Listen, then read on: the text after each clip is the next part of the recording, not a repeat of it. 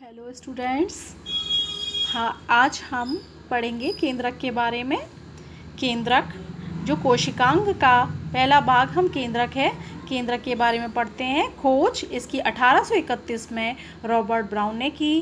कोशिकाओं को सभी क्रियाओं पर नियंत्रण रखता है, अतः नियंत्रण कक्ष या केंद्र भी कहलाता है, क्योंकि ये जितनी भी कोशिकाएं हैं जो जितनी भी तरह का कार्य करती हैं उन सब पर ये क्या करता है, कंट्रोल करता है। तो ये क्या कहलाता है, आपका नियंत्रण कक्ष या केंद्र कहलाता है। इसकी संरचना, केंद्रक कला, केंद्रक द्रव्य, केंद्रिका, गुणसूत्रीय जालक।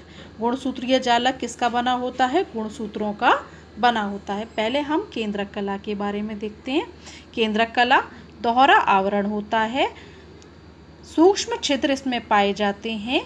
केंद्र ये क्या कहलाते हैं, आपके केंद्रीय छिद्र कहलाते हैं। कुछ स्थानों पर कला अंतःप्रद्रवी जालिका से जुड़ी रहती है, जिस पर राइबोसोम्स पाए जाते हैं।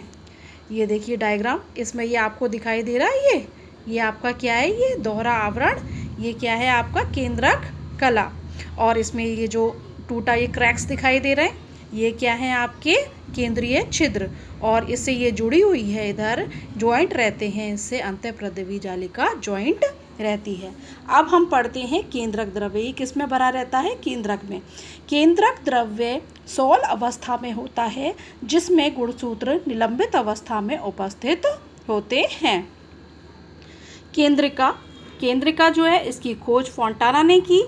ये गोल या अंडाकार संरचना होती है, इसे एंडोसोम भी कहते हैं। ये आपको दिखाई दे रही है, इसके मध्य में ये जो गोल अंडाकार टाइप की संरचना है, ये आपकी केंद्रिका कहलाती है। गुणसूत्रीय जालक, गुणसूत्रीय जालक लंबी धागे नुमा संरचनाओं का जाल, जिसे गुणसूत्रीय जाल कहते हैं, ये संरचनाएं गुणसूत्र कहलाती हैं। मतलब इसमें कई सारे गुणसूत्र मिलकर क्या बनाते हैं, आपका गुणसूत्र जाल बनाते हैं। इसकी खोज, अब गुणसूत्र के बारे में जानते हैं। खोज इसकी 1875 में स्ट्रासबर्गर ने करी। ये कैसे होते हैं, अंडाकार, सर्पिलाकार, डंबाकार या तंतुनुमा होते हैं। इसकी लंबाई 0.5 से लेकर 30 μm तक होती है। इसके भाग कौन कौन से होते हैं, पेलिकल, मैट्रिक्स। पेलिकल जो होती है वो इसके ऊपर की झिल्ली होती है, उसको हम क्या कहते हैं, पेलिकल कहते हैं। इसके मध्य जो जेली सदृश जो द्रव भरा रहता है, इसको हम मैट्रिक्स कहते हैं। और फिर है इसका तीसरा भाग क्रोमोनी मेटा। ये दो धागे समान संरचनाएं होती हैं, ये जो जा रही है, इसमें क्या कहलाता है, ये क्रोमोनीमेटा कहलाता है। इसमें सेंट्रोमियर होते हैं। इसे सेंट्रोमियर जहाँ पर होता है, इसे प्राथमिक संकीर्ण भी कहते हैं। ये जो पहला भाग दबा हुआ भाग होता है, ये आपका प्राथमिक संकीर्णन कहलाता है, और जो दूसरा दबा हुआ भाग है, ये आपका द्वितीयक संकीर्णन कहलाता है। पहला आपका प्रथम संकीर्णन हो गया, दूसरा आपका द्वितीयक संकीर्णन हो गया। और सैटेलाइट, ये छोटी और गोलाकार संरचना है, ये जो आपको दिखाई दे रही है, ये आपकी क्या संरचना है, सैटेलाइट। और इसके सबसे नीचे का जो शीर्ष है, वो आपका टीलोमियर कहलाता है। टीलोमियर, गुणसूत्र का अंतिम किनारा टीलोमियर कहलाता है। ये आपकी केंद्रक की पूरी संरचना है, जिसका ये डायग्राम है, केंद्रक की आंतरिक संरचना।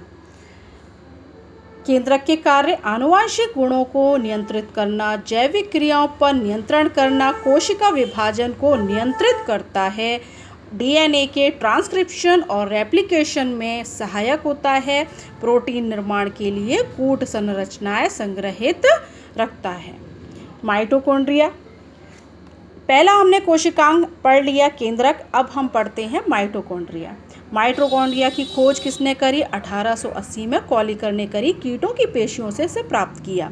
इसे कोशिका का शक्ति गृह या बिजली घर भी कहते हैं, क्योंकि श्वसन की क्रिया द्वारा ऊर्जा एटीपी का उत्पादन यही होता है। इसकी संरचना दोहरी इकाई कला से बनी संरचना होती है, जो 60 एंगस्ट्रॉम तक मोटी होती है।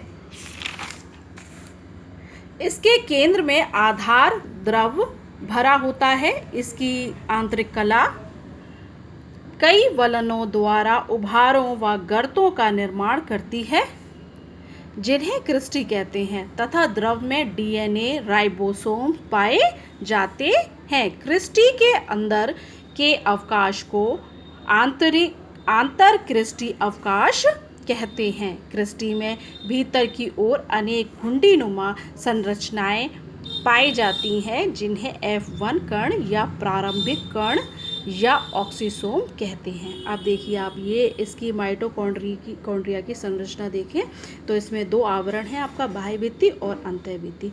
इसके मध्य में क्या है, ये उभार जो बने हुए हैं, आपको उंगली जैसे उभार दिख रहे हैं, ये जो उभार दिख रहे हैं ये आपकी क्रिस्टी कहलाती है। क्या कहलाती है? क्रिस्टी कहलाती है। और इसके ऊपर जो कण लगे रहते हैं वो F1 कण कहलाते हैं। F1 कण देखें कैसा होता है, ये देखिए ये इसका आधार होता है। इसके 3 भाग होते हैं। पहला तो इसका आधार हो गया, दूसरा इसका व्रंत हो गया, तीसरा इसका सिर हो गया। जो गोल घुंटीनुमा संरचना है ये इसका सिर कहलाता है, ये जिससे जुड़ा रहता है वो व्रंत कहलाता है। जो नीचे जॉइंट है इसका, जिससे ये क्रिस्टी से जुड़ा रहता है, ये आपका आधार कहलाता है। ये पूरा आपका क्या है, F1 कण।